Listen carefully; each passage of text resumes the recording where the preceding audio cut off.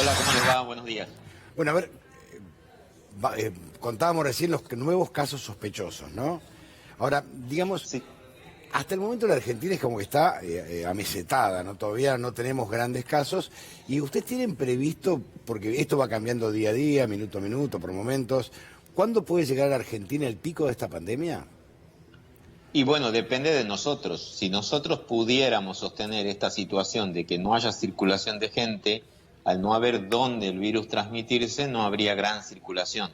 A medida que empiece a aumentar la cantidad de gente en las calles, eso da oportunidades de contagio entre persona y persona y eso va a hacer que aumenten los casos. Entonces, por eso la situación ahora está artificialmente amesetada, es lo que queríamos lograr, lo estamos haciendo muy bien, la verdad que es un éxito que tengamos tan pocos casos comparado a otros países. Sabemos que esto nos ahorra un montón de internaciones, un montón de muertes, nos da un montón de tiempo para prepararnos, pero también sabemos que va a ser difícil sostenerlo muchos meses, digamos, sería ideal desde el punto de vista epidemiológico, pero el país sigue funcionando, la gente sigue necesitando salir y a medida que estas medidas se relajen, el riesgo de que aumente el pico aumenta, digamos, ¿no? Entonces, por eso es lo importante, es que respetemos las indicaciones que nos dan excepciones para salir, como por ejemplo los médicos que pueden salir a trabajar, pero usarla lo menos posible, abusar lo menos posible de estas licencias que nos dan para salir, para lograr que no haya más casos de contagios. Ahora, Omar, lamentablemente, bueno, el lunes se va a ampliar un poco, digamos, se va a ablandar para aquellos que trabajan en Rapipago, Pago Fácil, porque el ciudadano tiene mucho miedo que le empiecen a cortar los servicios y van todos rápidamente, hay colas larguísimas para pagar y esto pone realmente en peligro. ¿Cuánto puede llevar el peligro si se llegan a habilitar los Rapipago, Pago Fácil? De esto no se sabe porque Claro. todo depende de la cantidad de gente que esté circulando en esos lugares digamos, Miles, con fiebre. calculen miles. Tuvimos esta situación con los jubilados antes y había riesgo y es probable que alguien se haya infectado en esa situación, pero para poder medir cuál es el riesgo, uno tiene que estar seguro que va a haber gente circulando ahí con la infección y que no lo sabe, ¿no? Entonces, si en los Rapipago la gente mantiene un metro y medio de distancia, si todo el mundo, digamos, que tiene fiebre, no va a esos lugares, digamos. Acá lo importante es que el que posiblemente infecta a los otros, el que contagia, es el que tiene fiebre o el que tiene síntomas respiratorios. Y los cubrebocas están además recomendados por las dudas, uno justo esté en ese periodo que todavía no tiene fiebre, que todavía está sin Claro. síntomas. Entonces, si todo el mundo va con cubrebocas, se pone 1,5 metros de distancia y no van los que tienen fiebre, quizás el riesgo sea bajo, pero lo mejor sería que la familia le enseñe a las personas que no tienen cómo hacer eso online, que aprenda a hacerlo online, a esos pagos que los aprenda a hacer en forma virtual, cuestión de no tener que ir y no tener que hacer esa cola. Omar, hace un par de semanas hubo un viernes en el que todos nos preocupamos porque una gran cantidad de gente fue a los bancos, había gente atestada, no respetando ese 1,5 metros, 2 metros de distancia, bueno, todos lo recuerdan, ¿no? Y seguramente usted también. ¿Qué cree que fue lo que pasó? Porque, bueno, ya ha pasado bastante tiempo y esperábamos, ¿no?, que algo sucediera, que la curva que viene o parece controlada presentara cierto descontrol. Según su lectura, ¿hay en nuestra curva de casos un efecto que tuvo que ver con ese viernes o en realidad todavía posiblemente el virus no estaba en esos lugares, en esos conglomerados y casi no tuvo efecto? Digo afortunadamente, ¿no? No lo sé. Sí, a nivel global no hubo realmente un pico importante asociado a esos Como días. El efecto a día eso. 10 después de eso hubo un aumento de 150 casos, que ahí nos asustamos todos que podría Claro. haber sido eso, pero afortunadamente el día siguiente volvieron a bajar. No hay un análisis tan de granulado como para ver si justo yo no tengo la lista de los lugares donde hubo más circulación Sí, como para poder analizar si son los barrios en los que ahora en Buenos Aires están aumentando casos, claro. pero también es cierto que en la provincia de Buenos Aires está aumentando mucho más que en otros distritos. Entonces la provincia de Buenos Aires tiene que hacer un esfuerzo especial en contener esta circulación para que no haya, digamos, un aumento de casos. Hoy 70% de casos están en Ciudad de Buenos Aires y en provincia de Buenos Aires.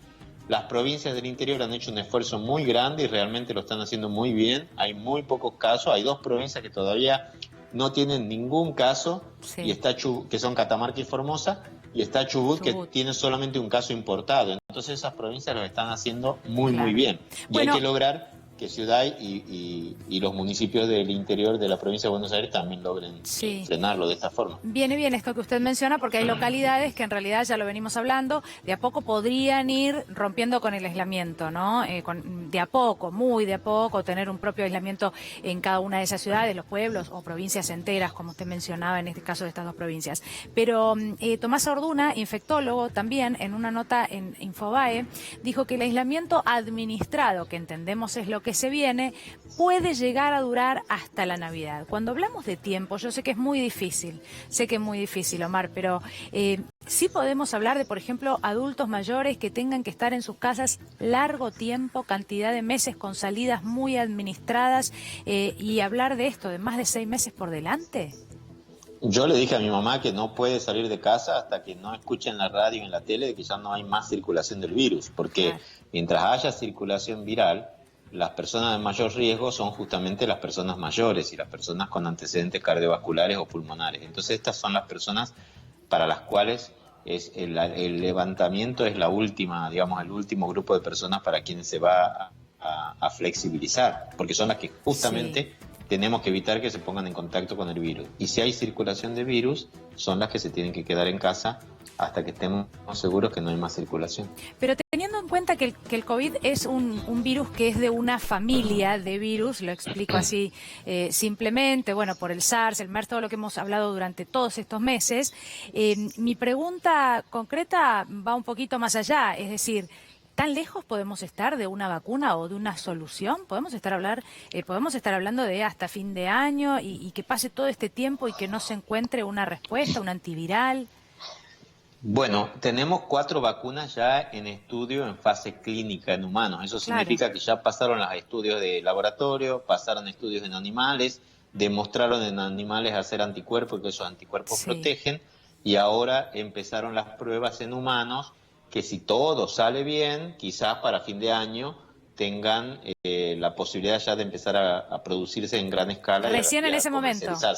Recién el fin de año. Claro, porque hay que esperar por lo menos 6 meses de análisis de que estas vacunas no generen algún efecto adverso grave en la población. Claro. Si estas vacunas muestran que algún paciente tiene alguna complicación, que alguna persona tiene alguna complicación, como por ejemplo una enfermedad más grave cuando se infectan con COVID, o una alergia severa, o un trastorno asociado a la vacuna, eso se va a tener que demorar hasta que se vuelva a empezar con otra vacuna diferente, ¿no? Sí, después entonces, que esté disponible, que haya acceso casos, para todos. Sí, quizás con suerte, en el mejor de los casos, para fin de año podamos tener un prototipo para empezar a producir en gran escala, pero no podemos saber todavía hasta que no veamos los resultados de esas pruebas. Entonces, yo en algún momento me preguntaron cuánto tiempo tendríamos que estar de cuarentena, dije 3 meses, digamos que es el tiempo que estuvo Wuhan y que logró controlar Wuhan la situación sin vacunas, sin antivirales, pero claro, Argentina no se puede dar ese lujo, no tenemos los recursos económicos como para que la gente pueda recibir lo que tiene que comer cada día, porque hay gente que hoy no está teniendo para comer, ¿no? Entonces eso es dramático y ojalá que esta flexibilización que es necesaria para que la gente empiece a tener algún ingreso no repercuta demasiado negativo en la transmisión. Lo que vamos a hacer es mirar día a día cómo van los casos, y si los casos aumentan de un día para el otro y se sostiene ese aumento, vamos a tener que volver a endurecer las medidas, porque acá también es más importante que no circule el virus también, ¿no? Entonces vamos a tener que ir cerrando y abriendo, aunque lo ideal es abrir lo más lento posible para no tener que después volver a cerrar. Omar, en realidad todo el mundo tiene o casi todos, ¿no? Un adulto mayor cercano, un padre, un abuelo, un tío, ¿no? Alguien a quien quiere ir a visitar. Y también cuando empezamos a pensar, y esas personas están encerradas en sus casas, atentas a la televisión y escuchando, bueno, que los plazos pueden ser larguísimos. Puede que llegue el momento en el que algunos podamos sí salir a la calle, pero esos adultos mayores, esa población de riesgo, todavía tenga que quedarse en casa. Por ejemplo, su madre, ¿no? Como la ponía como como ejemplo, o mis padres, ¿no? Quedarse en su casa porque son población de riesgo. A ver, para dar un panorama un poco más positivo, si es que se puede, siendo responsables, en algún momento podremos ir a visitar a esos adultos mayores tomando los recaudos necesarios, quienes sí andamos por la calle, porque claro, hay mucha gente ansiosa, ¿no? De volver a ver a sus nietos, por ejemplo. Sí, sí, y mi mamá está muy desesperada porque no vienen mis otros hermanos a verla Claro. o mis nietos, o mis sobrinos Claro. que son sus nietos. La recomendación mientras haya circulación viral es que se visiten lo menos posible, pero se puede visitar teniendo algunos recaudos, como decías vos. Mantener 1,5 metros, no abrazarse, no besarse. No ahora, porque Antes ahora de estamos entrar todos cumpliendo nuestro aislamiento obligatorio, estamos hablando de dentro de un tiempo, ¿no? Exactamente, exactamente. No cuando levanten las medidas de cuarentena. Bien. No lavarse bien las manos al entrar, antes de entrar a la casa, no tocar demasiada, digamos, las cosas que tiene la persona en la casa. Si estás en áreas de donde hay circulación viral, que son las provincias de Ciudad de Buenos Aires, provincia de Buenos Aires, Chaco, Santa Fe, Córdoba, Tierra del Fuego, utilizar el cubrebocas también, por las dudas de que tuviera uno infectado en periodo asintomático, y elegir en la familia la persona que más afecto tiene con esa persona, que es más afectuosa y que tiene menos contacto con el exterior. O sea, si vos sos enfermera, mejor no vayas vos, que vaya tu hermana, que por ahí no está trabajando, digamos. Si alguien tuvo aislamiento perfecto, ¿no? Es conveniente que sea esa persona. Claro. Sí. Exacto, porque tenemos que tener en cuenta que muchos de nosotros podemos llevar, como decían antes, al geriátrico o a algún lugar podríamos llevar la infección si estamos en periodo asintomático. Entonces siempre entrar con el cubrebocas, lavándose bien las manos, evitando tocar demasiado y manteniendo una distancia mayor de 1 metro. Y recordemos que Tratar no por de ahora. Llamar todos no los por días, ahora. claro, llamar por teléfono, por videoconferencia, intentar llamar todos los días. Yo intento llamar, a veces se me hace muy tarde y me retan, pero intentar Hay que estar hacerse ese en contacto. tiempito, ¿no? Sí. Sí, Es por estos importante. medios virtuales. Omar, ¿qué pasa con los antivirales? Porque hablamos todo el tiempo de vacunas, ¿no? Pero sabemos que también hay medicación. Yo desconozco honestamente si en este momento hay dos fases. se les dan medicamentos a los pacientes con coronavirus o simplemente se deja transitar el avance del virus.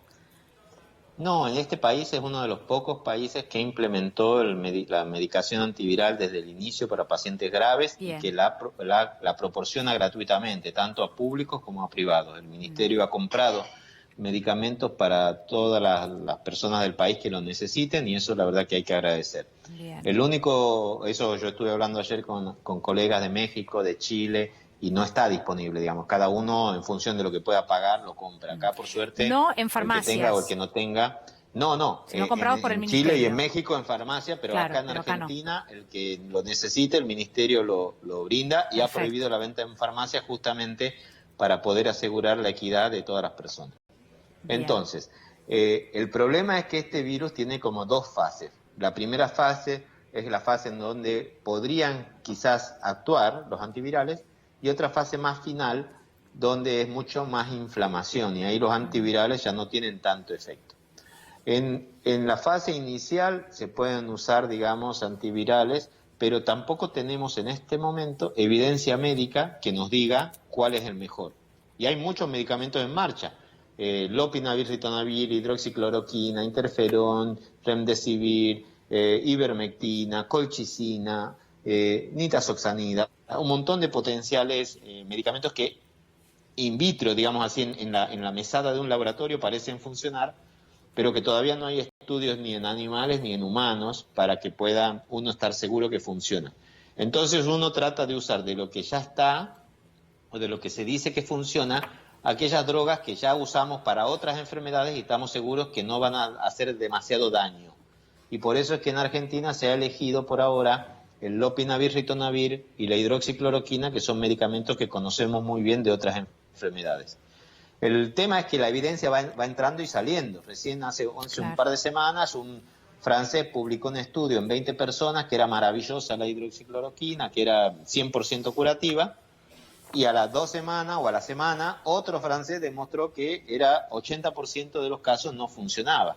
Entonces tenemos estos subes y bajas que hasta que no logremos tener un montón de información más, con un número suficiente de pacientes, con controles adecuados, con estudios de alta calidad, Por ahora estamos dando estos medicamentos en Argentina en los casos moderadamente graves, con factores de riesgo y los casos muy graves, esperando todavía tener mayor información para saber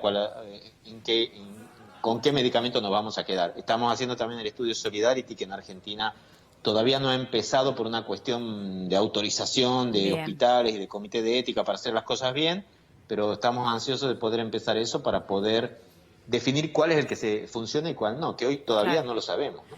Bien, Omar, muchísimas gracias por haber hablado con nosotros, ha sido muy amable como siempre, es importante hablar con los médicos, ¿no? Con detenimiento, en detalle, para que nos cuenten bien, y recordemos que esto de las visitas a los adultos mayores, de las que hablamos, bueno, evidentemente van a ser más adelante, ¿no? Hay que esperar todavía, pero bueno, sabemos que nos estamos cuidando y muy bien, así que lo importante es seguir por esta vía. Gracias, Omar.